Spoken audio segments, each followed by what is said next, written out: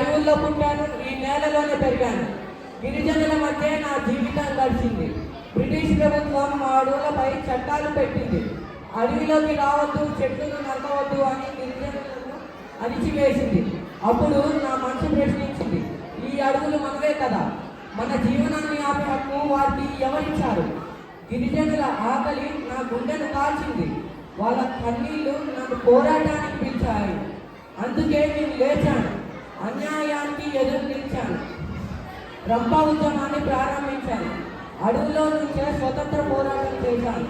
నా దగ్గర పెద్ద ఆయుధాలు లేవు, కానీ దేశంపై అపారమైన ప్రేమ ఉంది. సత్యం మీద అచంచల విశ్వాసం ఉంది.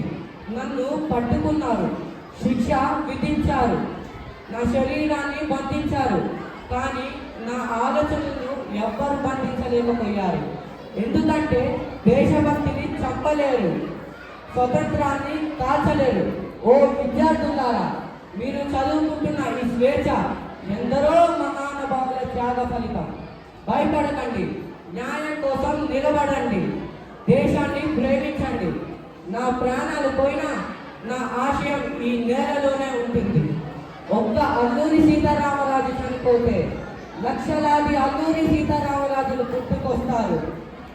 వందే మాతరం, వందే మాతరం, వందే మాతరం, జై మాతరం. ఈ శుభదినాన నా గురించి నేను పరిచయం చేసుకుంటున్నాను. నేను కాకతీయ సామ్రాజ్యపు సింహాసనాధినేత ధర్మపాలకురాలు స్త్రీ శక్తికి పుత్రికను రాణి రుద్రమ్మదేవి. నేను పుట్టినప్పుడు ఇది అమ్మాయి అని కొందరు నిరాశపడ్డారు. కానీ నా తండ్రి మహానుభావుడు గణపతి దేవా చక్రవర్తి నాలో రాజ్యాధికారాన్ని చూశాడు. ఖడ్గం నా చేతిలో భయంకరం కాదు, న్యాయం నా హృదయంలో ధర్మం. సమాజం అడిగింది స్త్రీకి రాజ్యపాలన, నేను సమాధానం ఇచ్చాను. ధైర్యం లింగాన్ని అడగదు, ప్రజల సుఖ సంతోషాలే నా లక్ష్యం. పేదవారికి రక్షణ, దేశానికి గౌరవం, ఇవే నా పాలన యొక్క పునాదులు. యుద్ధ భూమిలో నేను వెనకడుగు వేయలేదు, సింహాసనంపై నేను భయపడలేదు.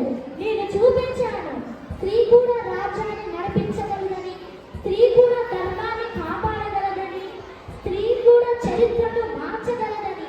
చివరిగా నేను రాణి రుద్రమ్మదేవిని భారతదేశ చరిత్రలో చిరస్మరణీయ నామం వందనం చేస్తూ జై కాకతీయ, జై స్త్రీ శక్తి. నైవేద్యం ఇది